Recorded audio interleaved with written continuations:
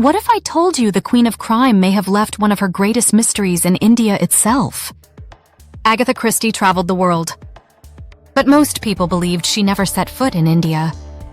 That story shattered when an incredible discovery in Wales revealed hidden photos, passport stamps, and letters that finally prove Christie's India trail.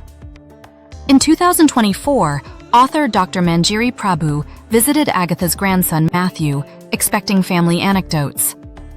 Prichard. Instead, she was shown rare manuscripts, passports, and old photographs.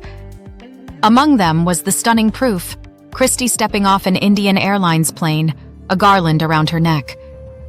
This wasn't just one trip, it was two. The first came in January 1960 when she traveled with her husband, the archaeologist Max Mallowan. Passport stamps show Bombay, Ajanta Caves, Delhi, Nepal, and Karachi. In a letter to her daughter Rosalind, she described hotel shortages and archaeologists crowding Delhi's Ashoka Hotel with artifacts. This wasn't a holiday, it was part of Mallowan's lecture tour. But Christie absorbed every detail. The second trip was in 1961, and this time she came for leisure. Staying at Srinagar's Oberoi Palace, she described enormous rooms, Mughal gardens, and a lakeside view that looked like a Japanese print. So why didn't the world know Christie had been here? Maybe because she traveled under her husband's bookings, maybe because photos were rare.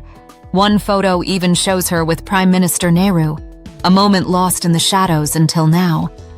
Agatha Christie in India, forgotten for decades, proven only now through stamps, letters, and hidden photos. A true-life plot twist the Queen of Crime herself would have relished. If you love hidden history, type "The Mystery Lives On" in the comments. And subscribe for more stories the world almost forgot.